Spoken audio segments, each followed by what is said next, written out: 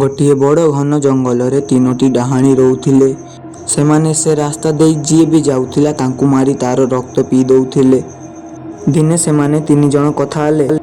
ଆରେ ମୁଁ କ'ଣ କହୁଥିଲି କି ଏ ରାସ୍ତା ଦେଇ ତ ଆଉ କେହି ବି ଯିବା ଆସିବା କରୁନାହାନ୍ତି। ଏମିତି ହେଲେ ମୁଁ ତ ଭୋକିଲାରେ ମରିଯିବି। ତମେମାନେ କିଛି କର, ନହେଲେ ହବନି। ଆରେ ହଁ ରେ ଭଉଣୀ, ତୁ ଏକଦମ ଠିକ କଥା କହୁଛୁ। ଏମିତି ହେଲେ ଆମେ ସମସ୍ତେ ଭୋକିଲାରେ ମରିଯିବା।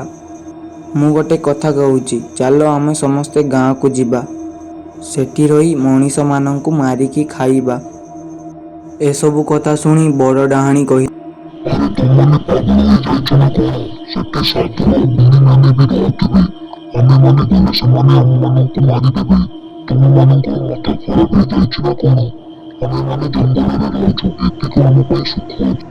ଆରେ ନା ନା, ତୁ ତ ବହୁତ ଡରୁଆ। ତୁ ଏଇ ଜଙ୍ଗଲରେ ମର। ଆମେମାନେ ଦୁଇ ଜଣ ଯିବା ଗାଁକୁ। ମଣିଷମାନେ ଆମର କିଛି ବି କରିପାରିବେନି। ଆଉ ଏତିକି କହି ସେମାନେ ଗାଁ ଆଡ଼କୁ ଚାଲିଲେ।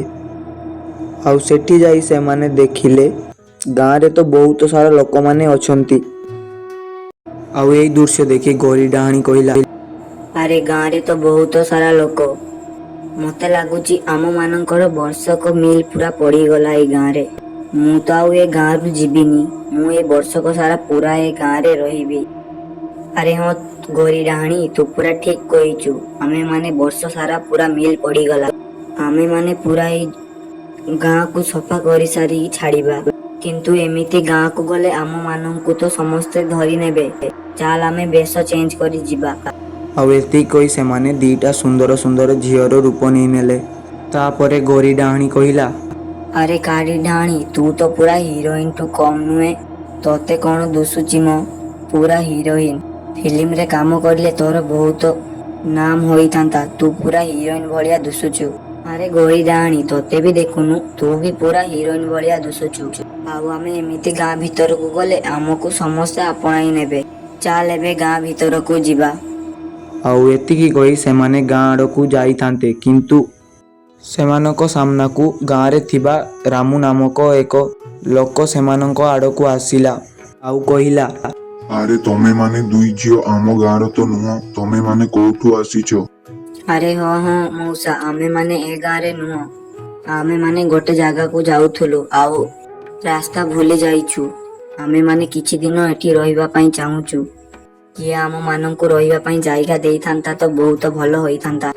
ଆରେ ହଉ ହଉ, ଏ ଗାଁରେ ମୋର ଆଉ ଗୋଟେ ଘର ଅଛି। ତମେମାନେ ଚାହିଁବ ତ ସେଠି ରହିପାରିବ। କିଛି ଅସୁବିଧା ନାହିଁ। ତମେମାନେ ରହିବ ଯଦି ମୋ ସାଙ୍ଗରେ ଆସ। ଆଉ ଏତିକି ଶୁଣି ସେମାନେ ରାମୁର ଘରେ ରହିଲେ। କିନ୍ତୁ ରାତି ହେଲା ପରେ ସେମାନେ ସେମାନଙ୍କର ନିଜ ରୂପ ନେଲେ ଆଉ ଗାଁ ଦାଣ୍ଡରେ ଯାଇ ଛିଡ଼ା ହେଲେ। ହଠାତ୍ କିଛି ସମୟ ପରେ ସେମାନଙ୍କ ଆଗକୁ ଗୋଟିଏ ଗାଁର ଲୋକ ଆସିଲା। ଆଉ ସେମାନଙ୍କୁ ଦେଖି ବହୁତ ଡରିଗଲା। ଆଉ କହିଲା। ଆରେ ମୁଁ ତ ମରିଗଲି ରେ। ଏ ଡାହାଣୀ ଗୁଡ଼ାକ କୋଉଠୁ ଆସିଲେ? ମୁଁ ତ ଏବେ ମରିଗଲି ରେ। ମୋତେ କେହି ବଞ୍ଚାଅ। ଆଉ ସେ ଏତିକି କହି ବହୁତ ଡରି ଯାଇଥିଲା ଆଉ ସେମାନଙ୍କ ପାଖରୁ ଦୌଡ଼ିବା ପାଇଁ ଚେଷ୍ଟା କରୁଥିଲା। କିନ୍ତୁ କାଳି ଡାହାଣୀ ଆଉ ଗୋରି ଡାହାଣୀ ତାକୁ ଧରି ନେଲେ ଆଉ ତାକୁ ମାରି ତାର ରକ୍ତ ପିଇଦେଲେ।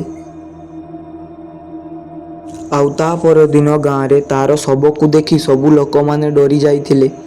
ଭାବିଲେ ୟାକୁ କିଏ ମାରିଛି? ସେମାନେ ସେଇ ଶବ ଦେଖି ବହୁତ ଡରି ଯାଇଥିଲେ। ଆଉ ସେମାନଙ୍କ ଆଡ଼କୁ ରାମୁ ଆସିଲା। ଆରେ ୟାକୁ କିଏ ମାରିଲା? ମତେ ଲାଗୁଛି ୟାକୁ କେହି ଜୀବଜନ୍ତୁ ହିଁ ମାରିଛନ୍ତି। ନହେଲେ ଏଭଳି ୟାକୁ କିଏ ମାରିବ? ବହୁତ ଖରାପ ଭାବରେ ୟାକୁ ମାରିଛି। ହେ ଭଗବାନ, ୟାର ଏବେ କ'ଣ ହବ? ୟା ଘର ଲୋକ ଜାଣିଲେ ବହୁତ ଚିନ୍ତା କରିବେ। ଆରେ ନା ରେ ରାମୁ ଭାଇ, ମତେ ଲାଗୁଛି ୟାକୁ କେହି ଜୀବଜନ୍ତୁ ମାରିନାହିଁ। ୟାକୁ ଡାହାଣୀ ହିଁ ମାରିଛି।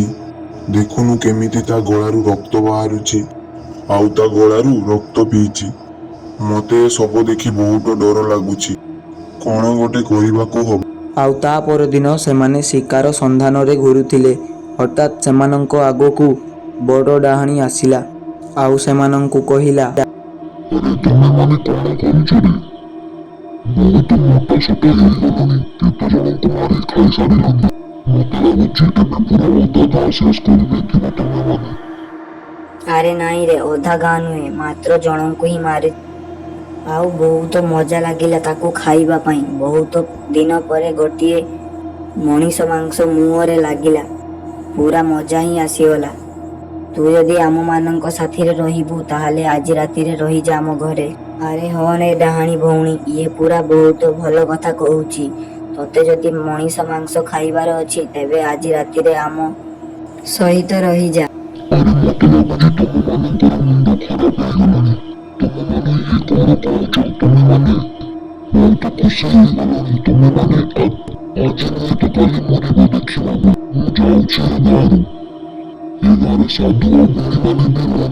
ଆଉ ଏତିକି କହି ବଡ଼ ଡାହାଣୀ ସେଠାରୁ ଚାଲିଗଲା।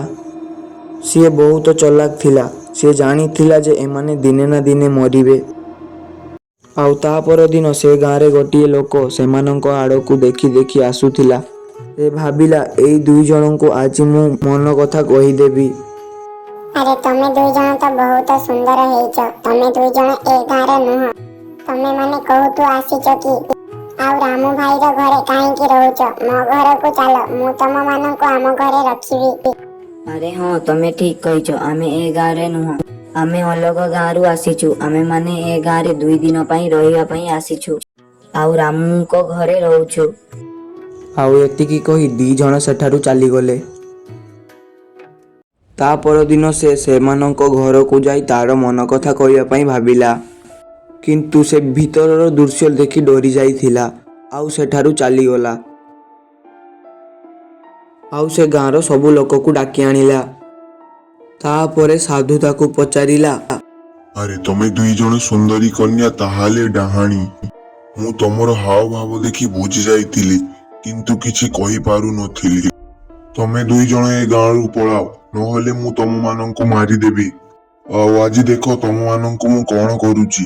ଆଉ ଏତିକି କହି ସାଧୁ ମନ୍ତ୍ର ପଢ଼ିବା ଷ୍ଟାର୍ଟ କଲେ। ମନ୍ତ୍ର ପଢ଼ି ସାରି ସେ ସେମାନଙ୍କୁ ଗୋଟେ ବୋତଲ ଭିତରେ ପୂରାଇ ଦେଲେ। ସେପଟେ ବଡ଼ ଡାହାଣୀ ଏ କଥା ଶୁଣି ବହୁତ ଦୁଃଖୀ ହେଲା। ଆଉ ସେ କହିଲା,